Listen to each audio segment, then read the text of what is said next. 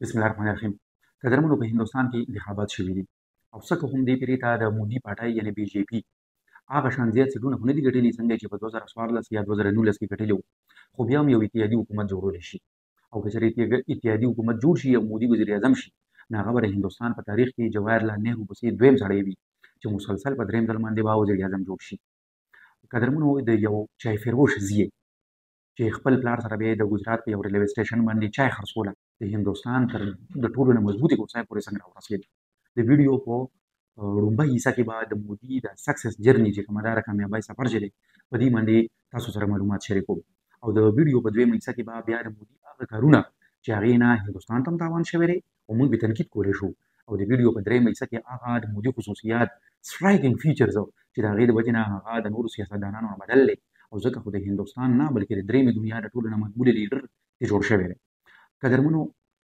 انتهایی غریب کورنۍ سره تعلق لرونکی دغه ماشوم چې و د سکول په زمانه کې هم یو پرجوشه خطیب و، یو ډېر ښه تقریر کوونکی و. صرف د اتو کالو په عمر کې هندو انتها پسنده تنظیم RSS کې شامل شوی و چې د دغې تنظیم ایجنډه چې ده د هغه تنظیم چې کوم ویژن دی هغه دا دی چې د هندوستان نه به یو هندو ریاست جوړوي. د مودي هم د وړوکوالي او د لږوالي نه دغه خوب و چې هندوستان به یو ورځ هندو راشټر جوړېږي. څه که هم په دغه زمانه کې د ده په خیال او وهم او ګمان کې هم دا نه وه چې دی به یو ورځ د دې ملک وزیر اعظم جوړېږي، خو دومره یې خیال کې وه چې زه به د هغې قافلې حصه یم کومه قافله چې به د سیکولر انډیانا هندو ریاست جوړوي. نو RSS هم چې کله په دې هلک کې دغه خوبۍ او دغه قابلیت ولیده نو هغوی دې د RSS چې کوم پولیټیکل وینګ و BJP نو د هغې کې د یو غټې عهدې لپاره تیارول شروع کړل او مودي دغې خپل خوب دپاره خپل ځان وقف کړو او تر دې پورې چې د 18 کالو په عمر کې چې ده اوس واده کړی و خپله ښځه یې هم پرېښوده او د RSS لپاره پوره یې ځان وقف کړو. د 1990 په دغه دهایۍ کې RSS د ټریننګ وکړو او په 2001 کې چې کله په ګجرات کې BJP اکثریت حاصل کړ نو مودي د ګجرات وزیر اعلی جوړ کړو. صرف یو کال پس په دغه صوبه کې فسادات وشو او 2000 بېګناه معصومه مسلمانان پکې قتل کړای شو. مودي باندې دا الزام ولګېده چې دې قتل عام کې د مسلمانانو په نسلکشۍ کې مودي مکمل په خپله انوال دی او که چېرې انوال نه دی نو هم د ریاستي مشینرۍ او د ریاستي سیکیورټي ادارو له طرفه د مسلمانانو د بچاو لپاره هېڅ ګام نه و پورته شوی. په دغه وجه باندې د مغرب ډېرو ملکونو تر دې پورې چې امریکا پکې هم شامل وه هغوی په خپلو ملکونو کې د مودي په مداخلت باندې په داخلېدو باندې پابندي ولګوله. په 2014 کې مودي د هندوستان وزیر اعظم جوړ شو او نن دا حال دی چې هغه سړی چې یو وخت کې په امریکې ته په راتلو باندې پابندي وه نن امریکا او د مغرب ملکونه د دغې مودي راتلو ته بېچینۍ سره او بېتابۍ سره انتظار کوي. د پاکستان ټول تاریخ کې صرف 2 لیډرز داسې دي چې هغوی د امریکې کانګرس ته یعنې پارلمان ته تقریر کړی دی. هغه لومړی جنرال ایوب خان او دویم بیا بېنظیر بټو وه او بل طرف ته چې موږ وګورو نو صرف مودي په تېر 10 کاله کې کانګرس ته 3 یا 4 پېرې ته تقریر کړی دی. اوس هغه کوم کارونه دي چې هغې د وجې نه هندوستان ته تاوان شوی دی او د مودي په دور باندې یو داغ دی. د هغې کې لومړی دا دی چې د آسام او د بنګال په صوبه کې 19 لکه مسلمانان دي او د مودي په دور کې د هغوی سټیزنشپ چې دی دا یې کینسل کړی دی او په هغوی باندې دا تور لګولی دی چې دا د 1901 چې د هندوستان او د پاکستان کومه جګړه وه نو په هغې کې دغه خلک چې دي دوی د بنګلادیش نه راغلي دي او په هندوستان کې مېشته شوي دي نو دا د هندوستان هغه خپل سټیزنشپ کوم د هغه نه دي بلکې دا بنګالیان دي چې د بنګلادیش نه راغلي دي. بل طرف ته حقیقت دا دی چې په دې کې که لږ داسې وي نیوي وه خو نور ټول د انډیا سټیزنز دي. د دې ګناه صرف دا ده چې دوی مسلمانان دي. بل طرف ته د کشمیر خصوصي حیثیت ختمول یا په ایودیا کې د بابري مسجد په ځای باندې منتر جوړول او صرف دا نه بلکې د خپلې ژبې او د خپلې خولې نه د مسلمانانو خلاف زهر راوباسل چې هغوی ته ګوزبېټ یې درانداز او یا زیات ماشومانو پیدا کولو ونبیل. د مودي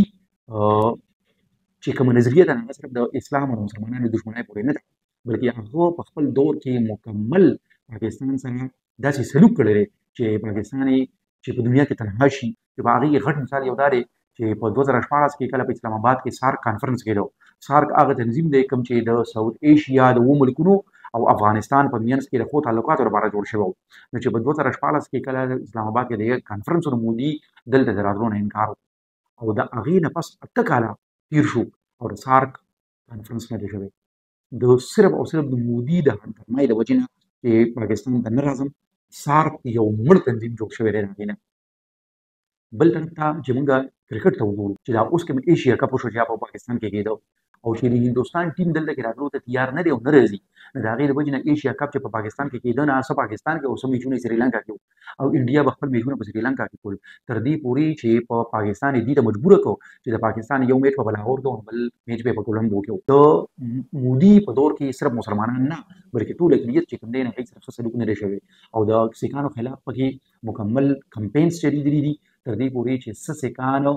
د ملک نه بهر په نور ملکونو کې هم ټارګېټ شوي دي او قتل کړی شوي دي. خو داسې نه دی چې مودي نه څه غوښتل چې یا اقلیت سره یا پاکستان سره یا بل ملک سره هغه کوم کول غواړي نه هغه هغې کې کامیاب شوی دی، بلکې په 2020 کې چې کله په ډوکلام سیکټر کې چین سره په بارډر باندې جګړه راغله نو هغې کې 20 د هندوستان فوجیان قتل شو او د هندوستان حکومت لا تر اوسه پورې د چین نه د هغې بدله وانخیستې شوه. دغه شان چې په 2020 کې پاکستان سره دننه اټیک وکړو نو بیا د پاکستان فوج د هغې یو جهاز هم راوغورځو او د هغې پایلټ یې هم قید کړو. د مودي په دور کې مالدیپ، سریلانکا او نیپال سره چې کوم ګاونډي ملکونه دي هغې سره هم په تعلقاتو کې ګراوټ راغی. بل د مودي یو غټ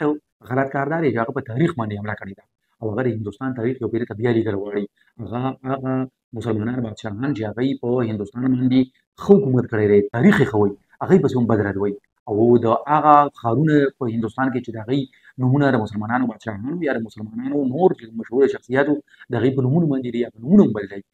میډیا باندې مکمل کنټرول دی، د تاریخ ری رایټینګ اقلیتونو سره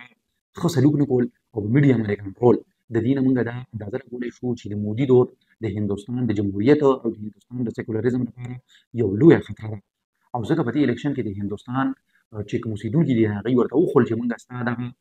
چې کوم نظریه ده نه دې سره متفق نه یو تر دې پورې چې هغه ښار ایودیا چې کوم کې رام مندر جوړوي د بابري مسجد په ځای باندې هغې کوم د بي جې پي چې کوم ولاړ امیدواران هغه یې شکست وړلی دی. اوس د مودي هغه سټرایکینګ فیچرز چې هغه د هندوستان د خلکو لپاره قابل قبول جوړوي او یو خوښ لیډر دې جوړوي. هغې کې لومړی دا دی چې د هندوستان خلکو ته په مودي کې خپل ځان ښکاري. هندوستان کې غربت دی، ډېر خلک غریبانان دي، خلکو ته ښکاري چې یو داسې د چای خرڅول ولا ماشوم تر دې ځایه پورې رارسېدی چې نه زه هم رارسېدی شم.